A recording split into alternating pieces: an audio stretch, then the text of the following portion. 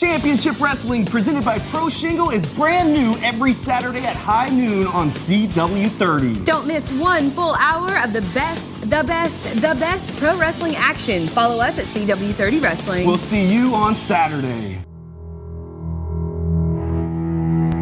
In this time of uncertainty, we want to make sure you understand that there are some things that we can go without, but there are others we cannot. Mysterious Productions. Let's get spunky. Let's do what we do. Ooh. This episode is brought to you by Spunk Lube. Spunk Lube is the perfect blend of water and silicone. It is an all-purpose personal lubricant that can be used for any occasion. You will love the natural feeling and look of it. It is safe for sensitive skin. Go to spunklube.com and tell them Shootin The Shiznit sent you. It's going down, me and her being at it for a couple of rounds. When things got dry.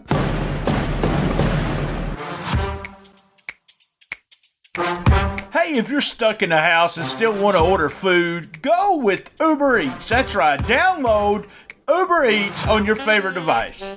Eat local, that's right, no charge for delivery if you are ordering from a local restaurant. Download the app and get $7 off your first order by using this code, EATS-BRIANT24790UE. That's EATS-BRIANT24790UE. Use leave at the door at checkout for no contact with your driver. Tonight, Jerry Lawler, I'm going to prove when you mess around with hot stuff, you're going to get burned.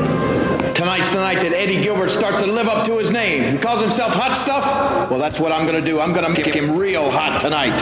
If you ever try it again, I'm gonna kill you, Jack. Do you understand what I said? If I gotta run you over with my car, you wanna be nuts? Well, I can be a little nuts too, Daddy. So it ain't playing no wrestling games, Jack. I'm talking about fact. You're not throwing nothing in my face, and you ain't sneaking up behind and doing nothing to the superstar. Because I'm taking you out, brother, and I mean all the way out. And that's a fact, Jack. In the Twilight Zone now! In the Twilight Zone! Yeah.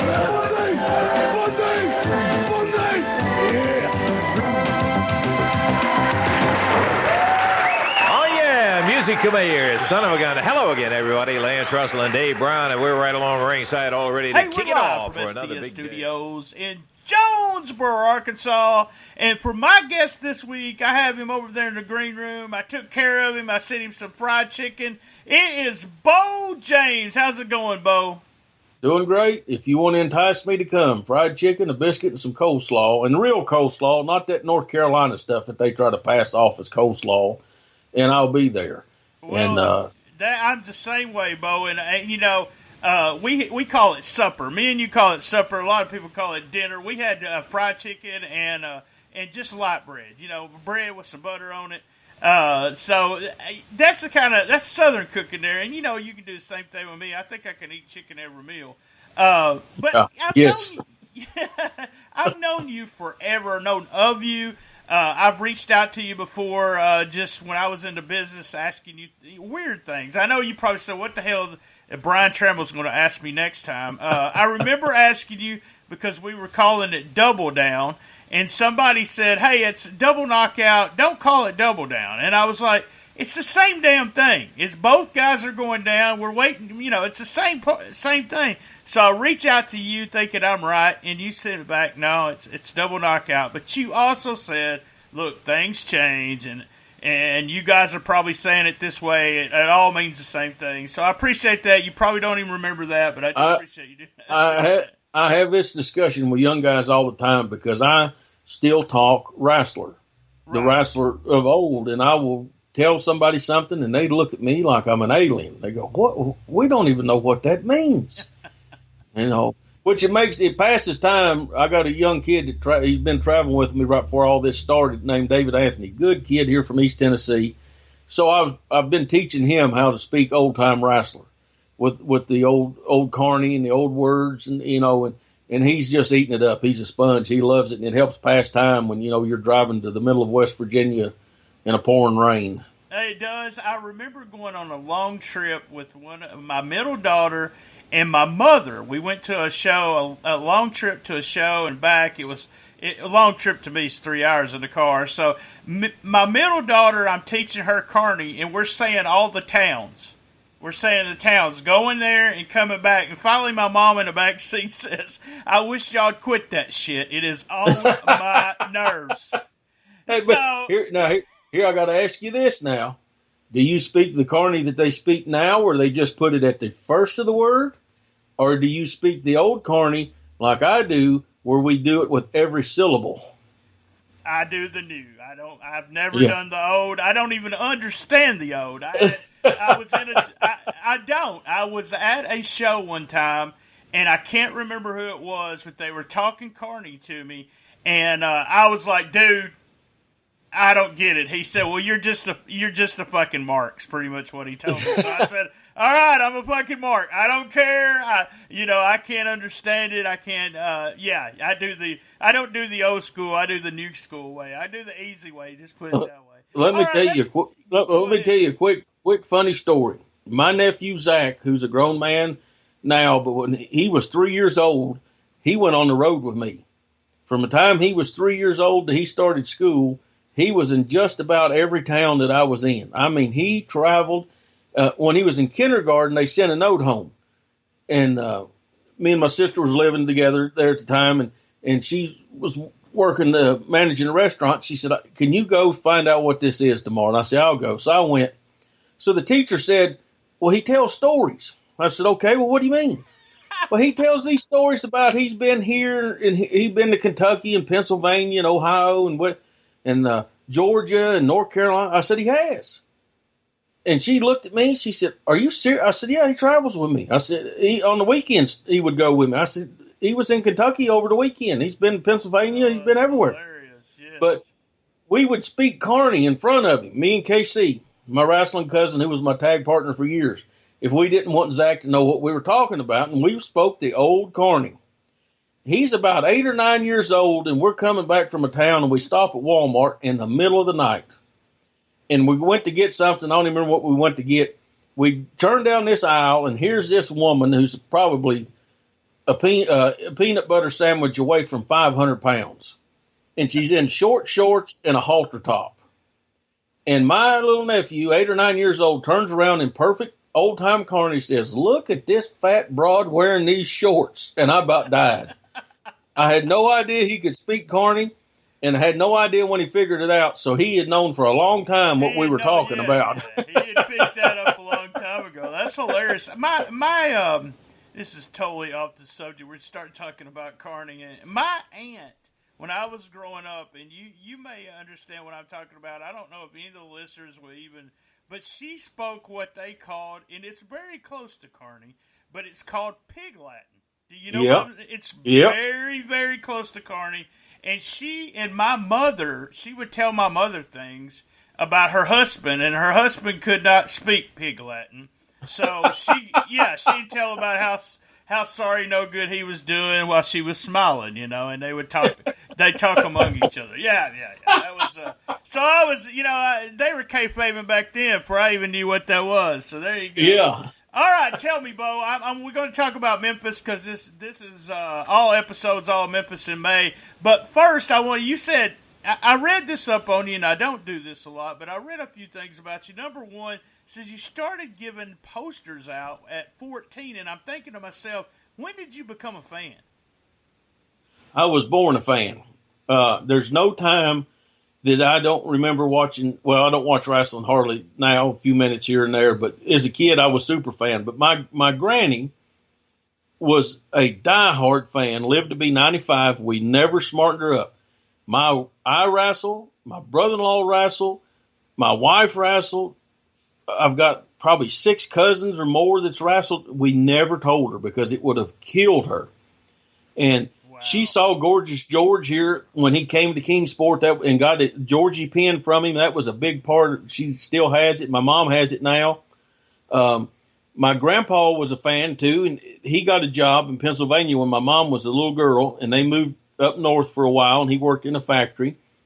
And they lived in York, Pennsylvania, which the old Washington, D.C. at that time, which became the WWF, would come there. So she saw live wrestling, saw all those guys, Monsoon, San Martino, everybody. Then my dad got stationed in L.A., outside of L.A., and when he was in the Marine Corps. So my mom moved out there. So my granny went, my uncles went, everybody else, the whole family, it was like the Clampetts. They all went out there. They moved back the year before I was born.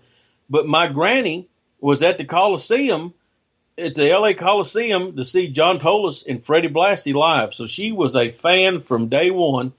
And I had two older cousins, Zach Murray, who refereed for Ron Fuller and for Jim Crockett, and he wrestled some, and he worked in Georgia a little bit.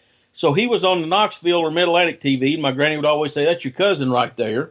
And Zach was a great guy. And then I had a in-law, Melvin Johnson, was married to my dad's second cousin. And Melvin, same thing. He ref for the Crockett's and for Southeastern and for Nick Goulas some. So I had family in the business then.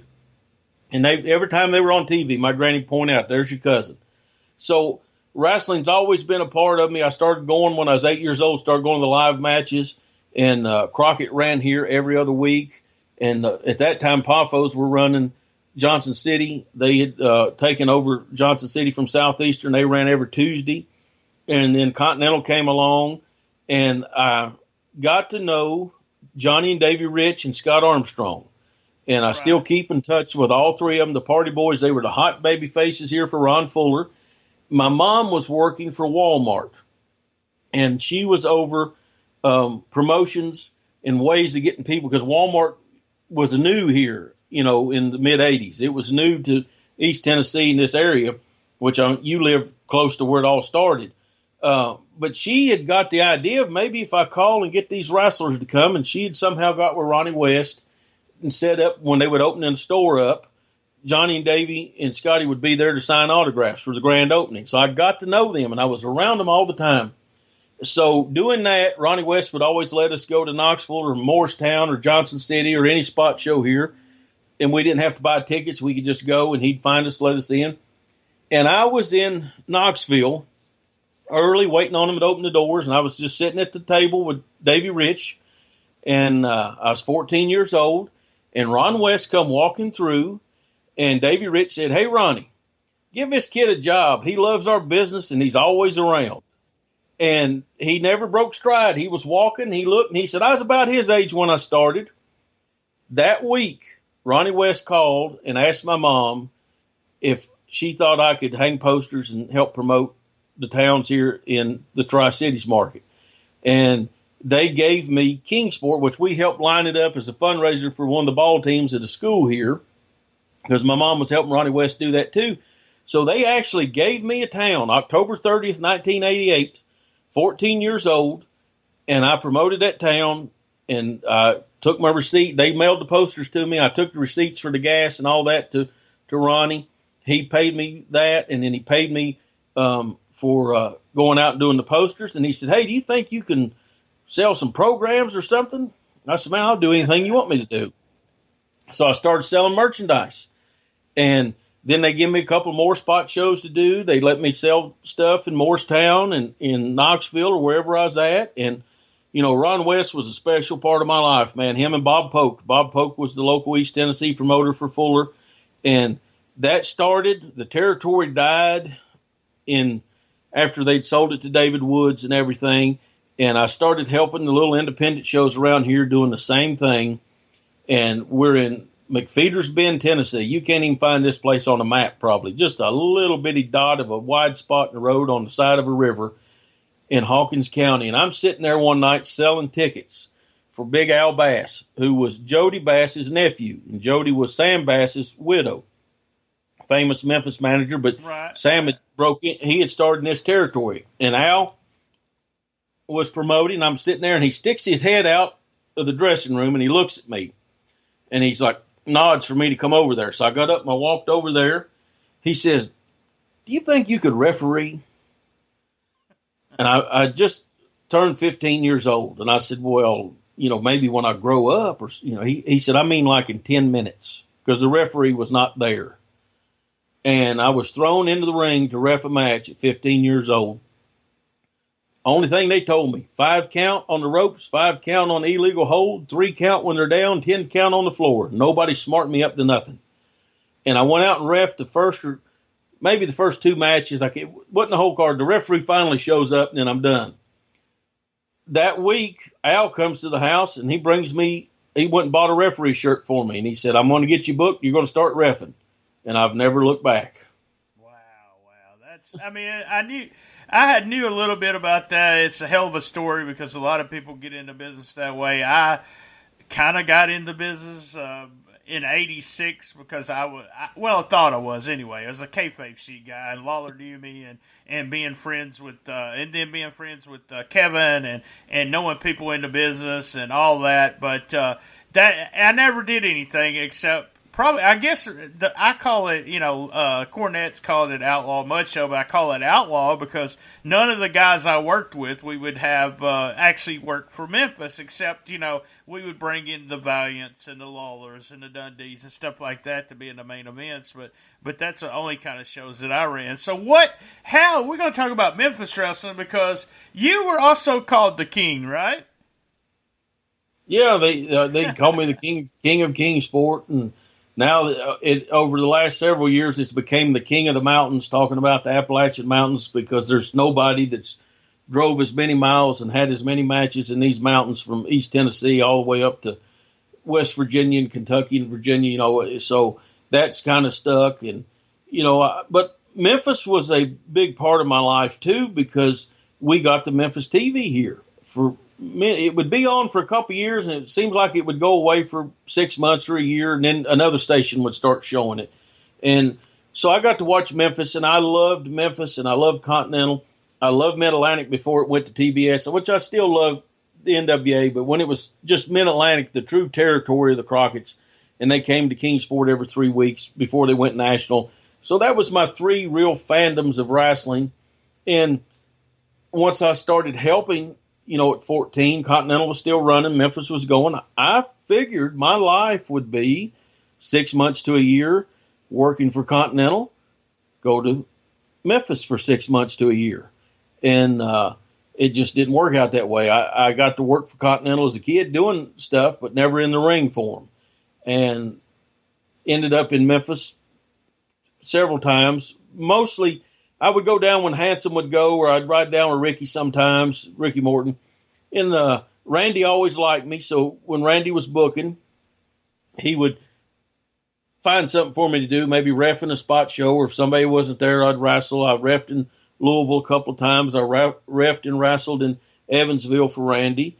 But I was running. I started my own promotion at 16, Southern States Wrestling, which is still running today. This coming February will be 30 years that we've been running towns. Don't run nearly as much as we used to because there's 1 million people running now, mostly fairs and festivals and a few fundraisers a year. But I had a full-time deal up here working for myself, and I had a building here that we ran sometimes weekly, most of the time every other week. And the lease had came up, and the people wanted the building back, and it just worked out that was happening the same time that Power Pro was opening. And that's where I want to go next. Let's take a quick commercial, and we'll be right back. I want to talk about you being contacted to work and help out with Power Pro. All right. Championship Wrestling, presented by Pro Shingle, is brand new every Saturday at high noon on CW30. Don't miss 1 full hour of the best pro wrestling action. Follow us at CW30 Wrestling. We'll see you on Saturday. In this time of uncertainty, we want to make sure you understand that there are some things that we can go without, but there are others we cannot. Mysterious Productions. Let's get spunky. Let's do what we do. Ooh. This episode is brought to you by Spunk Lube. Spunk Lube is the perfect blend of water and silicone. It is an all-purpose personal lubricant that can be used for any occasion. You will love the natural feeling and look of it. It is safe for sensitive skin. Go to spunklube.com and tell them Shootin The Shiznit sent you. Going down, me and her being at it for a couple of rounds. When things got dry.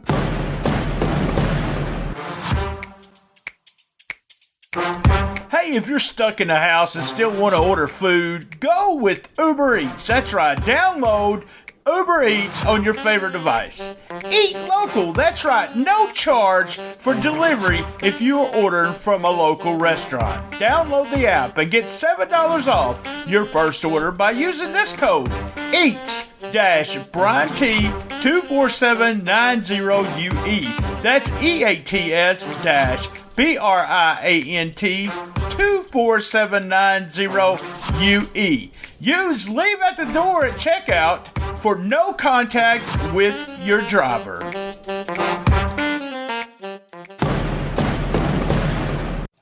Hey, a big thank you to our sponsors. We're with Beau James. Up to the story, you said that Southern States, the building you was running, you decided the building lease was coming up, and now here we are at Power Pro. Randy started up Power Pro. And tell us the story of Randy giving you a call and all the stuff that you did at Power Pro Wrestling. I was running on a Friday night, and I just happened to see either the Torch or the Observer or one of those newsletters. Maybe it might have been the Lariat, because I was getting all of them at that time, that Randy was getting ready to start back up in April. And I knew that the lease was up in April. And I told Buddy Landell was there, and I said, Buddy, you know, they're opening Memphis back up because it had closed. USWA had closed down in October in the middle of that big mess. And he said, no, I didn't know. I said, yeah. And I told him. He said, I'll call Randy in the morning. And I said, Buddy, tell him I can come in and work full time. Because I've been running town since I was 14 years old. I was burnt, man. And I've been booking and all the stuff you have to do.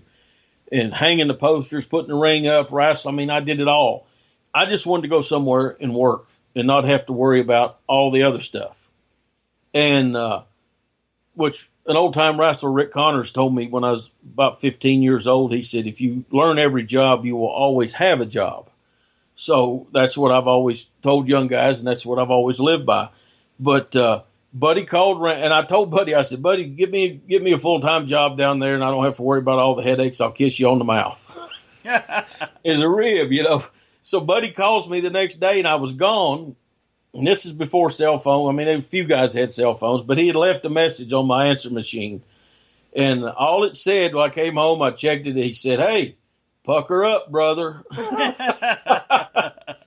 And 6-7 days later, Randy called me, and he said, no, or you can do. I said, man, I can do whatever you need. Whatever days, you just give them to me. Which I still had some other independents. I said, just give me the start date, and then from that day forward, I'm there. So the first TV was April 18th, but he didn't need us in the first week, so we started on Thursday with the first house show, first live event. And I was there from that point, which was April of 98, and I was there until the holidays. So I was there 6 or 8 months. And man, got to wrestle Channel 5, got to wrestle in the Mid-South Coliseum, got to fight with Brian and Lawler in the parking lot and all over the studio. I had 2 brawls with Sid in the parking lot and his guys. I got to do all kinds of stuff. And, when I first got in there, it was kind of like they didn't know what to do, which I didn't care. I was wrestling every night, so I wasn't on the first few weeks of TV. And then I was on TV a few times as myself, but they came up with the Goon, Randy's bodyguard. And Randy wanted me to be kind of like the old assassin, the black tights and the singlet, the traditional wrestling mask. That was Randy's idea that he had told me in one of the towns. And I said, oh, yeah, because I had black outfit and all the stuff, just got to get a mask. So I got a mask. I called somebody, had one, they mailed it to me. But then Lawler comes up the week of with a different idea. He loves the monsters and the movie stuff, so he wanted us like different not traditional wrestling gear, and he wanted us to wear a Scream mask, like the killer from Scream. what a rib that was. You couldn't breathe in that thing. You couldn't see sideways or up and down. You could see straight ahead, and you were taking short breaths. And then when you were on TV, it was even worse. Being underneath those TV lights with all that black on and that mask, oh, my gosh. And but in the towns, I would take the screen mask off and just wrestle with the regular mask on. But, I got to be right. I was thrown right in there with Randy and Lawler's deal. And, it was a great time. We were doing great TVs. We were wrestling almost every night still. It was a great time to be in the business, especially a young guy. I was 23. I turned 24 when I was in Memphis. But I was around I was talking to Randy about this the other day. Even though I was the age of all the young gun guys, I'd already been around 10 years. Right. And I knew Dundee from Knoxville. I knew Lawler from coming through Knoxville when he was here. Of course, I knew Handsome all my life. All the guys that were not the young guns, I knew all them guys. But I was the young gun guys' age, but I was hardly ever with the young guns. I was put in with Randy and Sid and Lawler and Brian and Spellbinder and whoever else involved in all that. Yeah, that's, you were stuck right in the middle of all this. What did you do besides, was you just a wrestler, or did you help do everything for the towns? When I went in there, I just wanted to go work. Like I said, I was burnt. Right. and we're in some spot show somewhere, and Randy comes over and sits down beside me, and he said, you think you can run a town for me? I was like, of course I can run it. I can do whatever. He goes, oh, okay. So he gave me a town, and I've got a poster for it in here, and it's north of Memphis, like go up through Frazier and Millington and up. It's one of them towns up that road. And it was a Thursday night or a Friday night, and I promoted it. It did pretty good. And then Randy asked me, what do you think you should pay the guys? So I told him from what the house was and everything, what I thought the payoff should be. Boy, did that get some heat on me, because I and Randy paid what I suggested. Was you paying too much or not enough? That's my question. I was paying fair, which was more than what Buddy Wayne was paying in his spot shows. Oh, yeah, I understand how that is. So you got a little heat for that, huh? Yeah, so Buddy comes up to me at TV and goes, hey, boy, you're just giving all that money away. But I was happy. I got paid for running the town plus working, and everybody else got paid. Everybody else was happy, and I don't think I'm knocking Buddy Wayne, because I love Buddy Wayne. I love that man. I love Aubrey, and all them, the whole family. But Buddy was known as being, kind of stingy on them payoffs, and he got hot about, I paid everybody $20 or $25 more than what Buddy would have. And, he's like, now they're going to expect it in all the towns. That's what? If it's there, why not? If it's there, why shouldn't we get it? I love that. Yeah. They was always, later on, the guys loved towns that Lawler was running, because Lawler always gave more money than anybody. And it was like, well, Jerry's running the town. Jerry's going to give more money than this other guy. And I just always thought it was funny that not everyone didn't just sit down and say, okay, we're just doing 20%. We're keeping the rest of it, kind of thing. Instead of just deciding, what you were going to do. Lawler was a good payoff guy. Randy was a good payoff guy. And Dundee was a good payoff guy. And like on Friday nights, Dundee had Corinth, Mississippi. Yeah. And we'd have a split crew. Corinth was a small building, small crew. But I was never unhappy with what Dundee gave me for Corinth or any other spot town he ran. I was always, because I'd ran towns too. Every wrestler needs to promote a town, and every promoter needs to wrestle, so you know both sides of the story. And, so I was happy. There was never a time where I thought, man, this ain't right. Billy Travis got mad one time. And I've had always been told, don't ever talk your money to people. If you have a problem, you go to the office about it. But I was happy with everything. Matter of fact, I was going through my book, working on my own podcast the other day, and I saw a payoff that Randy had given me for a spot show in Mississippi. I called him and thanked him for it 22 years later. I was like, man, look at that. But Billy kept asking me and Bulldog about a payoff from the Coliseum one time. And then finally we broke down and told him and should have never told him. And he's like, man, that ain't right. Y'all should have got 50 or 75 or whatever it was more. You should have got more. But I was like, man, I'm happy. I'm wrestling Tuesday through Saturday. And every other Sunday I was going to work for Tony Falk in Paducah. So, I mean, wow. we were working almost every day. I've been to a couple of those shows where Tony Falk was doing Paducah. That's why it's so weird, some of the stuff you're saying, because I possibly saw you wrestle in those towns, or you said you always came with Valiant. You may have did some of those. About Valiant would come and work Gibson, Tennessee, and then Dyersburg, and all those little towns. Yeah, I didn't go to those. I would go to. I'd make the USWA loop of Valiant. All right, yeah. Because they would they book Handsome like on Monday Memphis, Tuesday Louisville, then Evansville. Sometimes on. So I always had shows running the weekends, and sometimes I ran through the week too. But if I had it open, he would tell me, say, I'm going to Memphis this week for these days. You want to go? Yeah, I'll go with you because I got nothing. Or if I had something, I can't go. So, but I never went to the Outlaws or the Independents with him. I just went to the USWA stuff with him.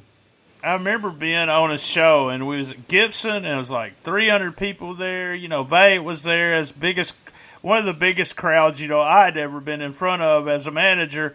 And his music hit for the main event. We'd already worked our match. And it was just almost like, Jesus walked out from the curtain. Yeah.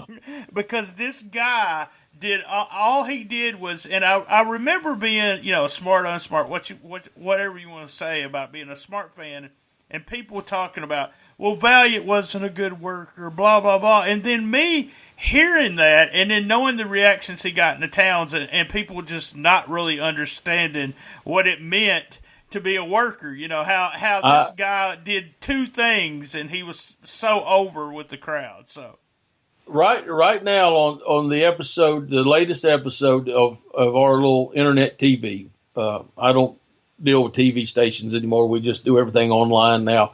So if you got YouTube, search Southern States Wrestling, find it.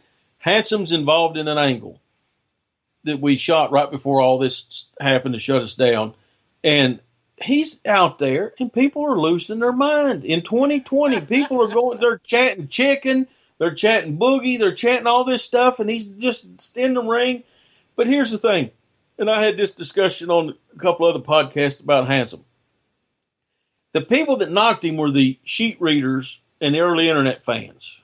I agree. Because they were told to knock, because the people writing were saying, oh, he's not good, he's not this, he's not that. Him and Lawler had one of the greatest runs in the history of Memphis. 17 straight weeks they sold out Memphis in 77. He had one of the biggest runs ever in the Carolinas with Kabuki, then with Paul Jones. And they're looking for 6-star matches instead of emotion. They're looking for flips and flops instead of a personal issue with two guys going to fight, the gladiators fighting to the death. And if you look at Valiant early in his career as a Valiant brother, as Handsome Jimmy, he took bumps and he flew all over the place and he's bleeding, and he wrestled with every big star from Bruno Sammartino to Haystacks Calhoun to the Sheik to Lawler to Dundee to Bockwinkel to Harley Race, you name it. He wrestled with them. And none of those guys ever had a problem with him. They all loved him, and they love him now. But when he got older, by the time he becomes the Boogie Woogie Man, he's already been in the ring 20-some years. Oh, I know. He started in the early 60s. His body was shot. So he had to reinvent himself. And he did. He got a second career that's now lasted longer than the first career. Yeah, and it's crazy. It was all about being over. Now me and you could go on a tangent right now but I think that is what is missing. I talk about this and try to talk about it with my co-host Lance, we've talked about the idea that all the stuff that we know everything about the business, but when we sit down to watch wrestling, we still want a good guy and we still want a bad guy. And we still want to have that emotion, even though everything we know about the business. But we don't have that, and that's what's missing in today's product. Valiant's a perfect example of what he could get all of the emotion for you, either as a heel or a baby. He was my favorite heel. I loved him when he was a heel in Memphis, so that was a huge fan. All right, let's talk about Power Pro. There is some people in Power Pro. There's 4 names that always come to my mind when I'm thinking about Power Pro, and I'm going to throw them at you and see. I want to see what you think of these guys. It's something you can tell us real quick. How about Tony Williams? If Tony Williams would have been 5 inches taller, he would have been a superstar. I think if Tony Williams came along right now, he'd be on national TV. I think he was great in the ring. I traveled with Tony a few times, made some towns with him. I always liked him. I wrestled him a few times. I always enjoyed working with him. And I think he was, he's a smaller guy, no doubt about that, because he used to say, "Hey, Tony, what's up?" He'd say, 5'5", can't get any bigger, But if he would have just been a little bit bigger then, he would have got a break. If he came along now, man, he was great in the ring. He was great. Good-looking guy, always in good shape, could go out there and have a match with anybody. And, Randy keeps in touch with him. Randy says he's doing well. I texted him. His father passed away a year or two ago, and Randy told me, and I hadn't talked to Tony in years. And I just sent him a text message and said, "Hey, man, I'm sorry to hear about your dad. Hope you can make it through it and doing all right." And he texted me right back, and it was just good to hear from him. And, he's doing well, and I wish him the best. Good deal. And you'll notice that these names here, they're guys that I like. So, Alan Steele, Alan Steele. What was your thoughts on Alan?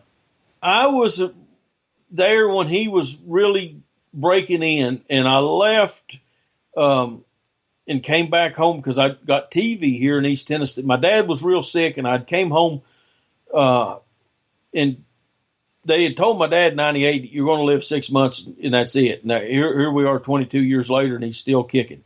My dad's tough, man. He's 8-time combat wounded, highly decorated Marine, and he's got all kinds of health problems from being wounded and all the stuff. But they had told us in 99, and I said, I went and told Randy, I said, "Man, I need to go home. I've been here for 8 months, but I need to go home because I got this stuff." And I had just out of the blue called the TV station here and got TV when I came home to check on my dad one day. So I came back when Alan was still training, so I really didn't I saw some tapes of him and saw stuff, and then I've been around him other times. But, yeah, I always thought he was solid in the ring, and he's always been very nice to me every time I've ever been around him. And probably one of the guys I would have liked to have traveled with and got to work with, but I never did. He's one of those guys that I really just I hate to say this, but he just got lost in a shuffle between everything changing. WWE and no territories. If there'd been territories, he would have probably stuck with a partner and had a hell of a tag team. Just an excellent worker. Just Derrick King. So what's your thoughts about Derrick King the wrestler? Not Derrick King the person. By the way, Derrick's one of my friends, so I can say anything I want to about him. So, but what was your thoughts on Derrick? And I will go back and watch some of those the first tapes. He was so skinny and so small, but he was still so good. Just so good back then. I love Derrick King. I love him. I hadn't talked to Derrick King in probably 3, 4, maybe even 5 years until this past Saturday night. Oh, wow. And we called him, and he answered the phone, and I said, "Hey, DK," and it was just like we saw each other yesterday. We started talking and laughing, and I told him on the podcast that I did with Randy, I said, "Derrick, I love you. I love Randy. I mean, all these guys are a special part of my life." I knew Derrick before Power Pro. Oh, okay. I knew Derrick and Blade. They came up here and worked for Denny Cooley, and were traveling with Handsome and Denny. And I was running their town, and just happened to look up, and there they stand in the dressing room, and I had no idea who they were. And I said, "Who are you?" And they didn't know what to say. I think Handsome and Denny probably had warned them about me, because I was very salty then. I'm pretty salty now, but I was very salty then. I still hate outsiders in the dressing room and all that stuff. So they said, "Hey, we're with Boogie and Denny." I said, "All right." And I actually had two guys that weren't there that night, and I changed the card around, and me and Brian Logan worked with Derrick and Blade, and I absolutely loved them. Blade's awesome too. Yeah, we had him last year on here, and we had Derrick both. I talked to Derrick. I don't know, about once a month at least. I'll send him something. He's just always been, and also one of those guys. Got a little bit of a break, but I would have loved to see him get a bigger chance, or even he's a guy that could train. He could be working in AEW or WWE, helping those guys train right now. He's the same situation of Tony. If he came along now, he would get looked at better, because there's smaller guys in the business now. Where at that point in time, it was still big guys and not the biggest guys, but I mean, like you said, he was so skinny and so little. And Buddy Wayne used to say mean stuff to him and bully him about how small he was. But Derrick used to ride with me and Bulldog a lot, and we would ride with him, and we would rib him. Man, he was just a kid. And we just rib him all the time. But I every time I see him, I hug him. Like I said on the podcast, I told him I love Derrick King, and he's a guy that I can go a long time and not see. And we see each other. It's just like we saw each other yesterday. And he's got a great mind for wrestling. He can do a lot of stuff. I think over the last probably decade, he's kind of got soured a little bit on wrestling, especially now that there's, like you said, there's no territories, and you got two big offices to work for, and then the rest of it's fight for yourself and your survival. And most of these people fighting are not even fighting for survival. They're just fighting over nonsense. And I think that's kind of soured a lot of us. But Derrick King is a guy that should always have a place in the wrestling business. I believe Derrick got mad when he had to go get a shoot job. So Derrick's going to laugh at that too, but that's actually the truth of that. And that's what, when you're wrestling and you wrestle for a living your whole life, and you have to then go get a shoot job, it'll piss you off.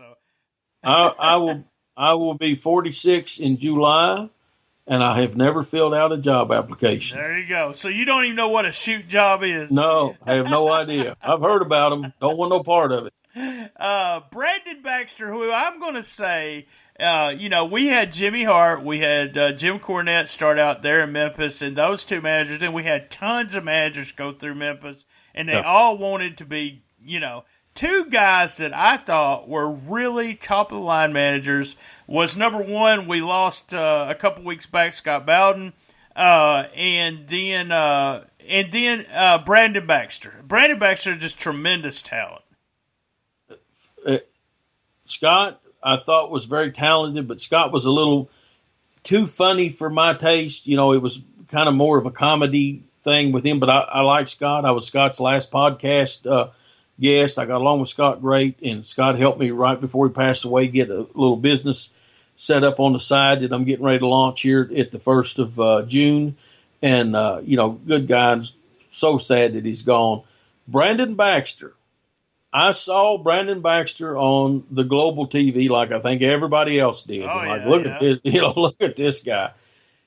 The very first day Brandon Baxter was at Channel 5 TV was the very first day I was ever at Channel 5 TV in 1995 when Randy brought him in, and I went with Handsome because that was the Memphis Memories 2 and the Legend show in Louisville.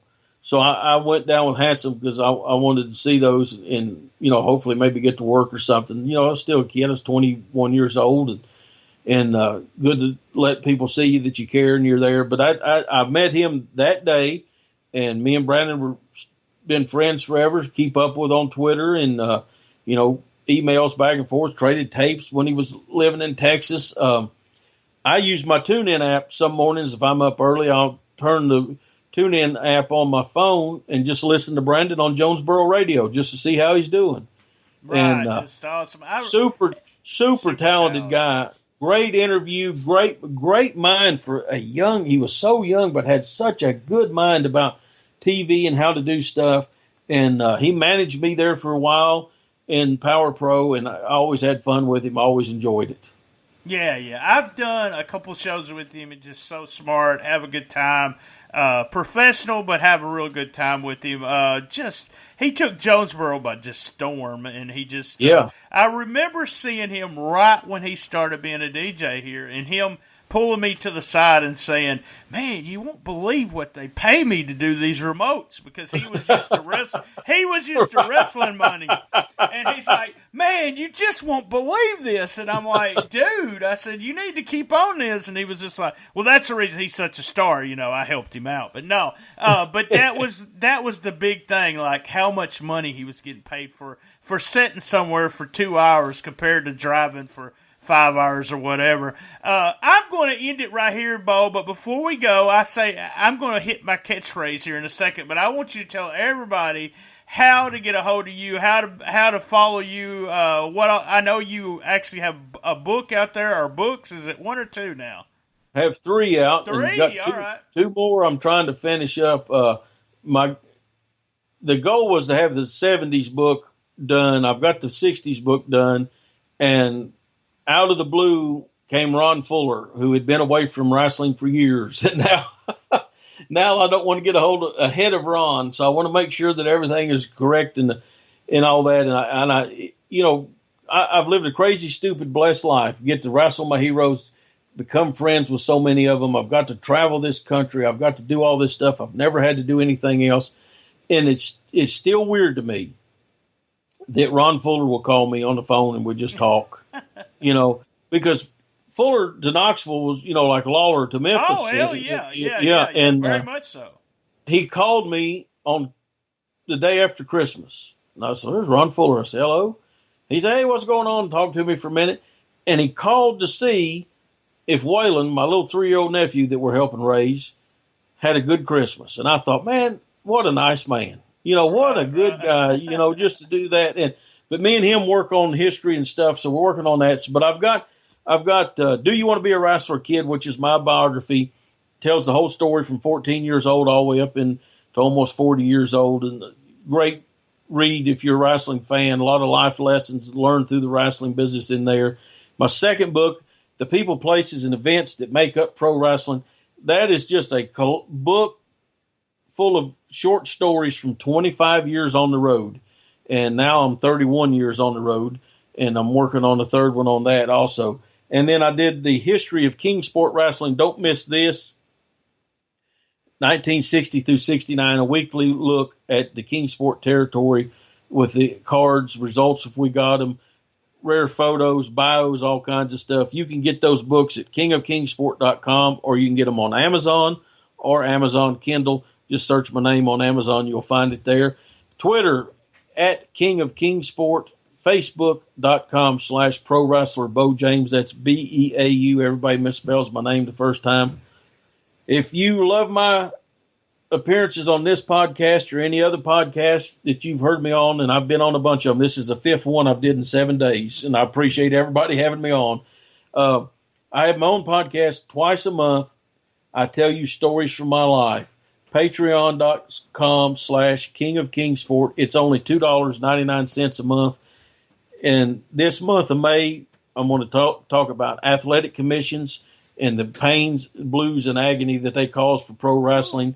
And then I'm going to do a mailbag where I answer Patreon questions. That's coming up. $2.99 a month. You're going to love it, man. I get so many great emails and feedback from people that's following me. And there's people following me from all over the country and Puerto Rico and different places. It's always great to get feedback. And then if you grew up on Memphis wrestling, you know names like the Rock and Roll Express, Randy Hales, Jerry Lawler, Bill Dundee, Billy Travis, Wolfie D. Gosh, so many more. You can find matches that you've never seen before from my promotion on Southern States Wrestling Network.pivotshare.com. I've got thousands of hours of events. We taped everything for 30 years. We'll never run out of footage because we're still promoting. So there's always something new. I just added an event from 98 there today. Matter of fact, the event that I added today was the loser leave town, where I left town to go to Memphis to wrestle for Power Pro. Awesome, so there's all kinds of Ivan Koloff, Sherry Martell, so many. Arn Anderson's getting ready to go up on there from appearance he did from me. So much stuff. If you're a new subscriber, start a 7-day free trial now. Then it's only $4.99 a month. So Patreon and podcasting and the streaming service is keeping me busy while I'm off the road, but I'm ready to get back out there and get going. All right. Thank you, Beau. Hey, guys, same bat time, same bat channel on the best little podcast in the business. That's best little wrestling podcast in the business. And be there. And as everybody knows, I love my mama. Hey, thank you, Beau. Stick around. Thank you, bud. I'm gonna ask you something for the Patreon. Hold on. Okay. Did you enjoy that episode? Cash App us, that's right. $BTSTS. Cash App us $1, $2. If you Cash App us over $12, I'll give you 1 year of Patreon for free. Graphic design is very important. Your logo is the first image potential customers see. What kind of impression would you want to make today? Need a podcast logo or a t-shirt design? KT does art. Her name has become synonymous with quality and professionalism in the graphic design community. She specializes in graphic design, painting, and more. She provides affordable commissions and professional quality with a timely delivery. Contact KT via email at kt_doesart@yahoo.com. Check out her Instagram at instagram.com/kt_doesart. That was another great episode of Shootin The Shiznit. Looking for contestants for Who Wants to Be the Best Shiznitter Ever? That's right, contact me and be a contestant on Who Wants to Be the Best Shiznitter Ever. A big shout out to our sponsors this month. Also, remember, we have a Patreon for only $1. That's patreon.com, Shootin The Shiznit without the G. A special thanks to Bob McGee at Pro Wrestling's Between the Sheets, Gene Jackson at locals2legends.com, and Sean Garmer at Wrestling to Max website. You can reach me on Comic Book Mark BT on Twitter, at BT Shootin The Shiznit on Instagram. I'm also on Facebook with a Shootin The Shiznit Facebook page. We have the Cool Kids Wrestling and MMA Talk Facebook group. If we don't like you, we'll kick you out, but you also have to ask to get in. All the archives are at www.stspod.club. You can listen to us on iTunes, Stitcher, Player FM, Podcast Addict, Spreaker, Spotify, and all the fun podcast players. Podcast Roll Call. A big shout out to Creative Control. Keeping it 100. Memphis Memories with Randy Hales, and my buddies over there at P3 Radio, Max and Josh. Who's Right podcast with Doug and Anthony, a great non-wrestling podcast. Another one would be Man Brain with my buddy Dave over there, Man Brain podcast. Check them out. Lance's favorite, Suplex City Limits with Jim and the Fudge. Guys, I am Brian Tramel. Keep your feet on the ground and keep reaching for the stars.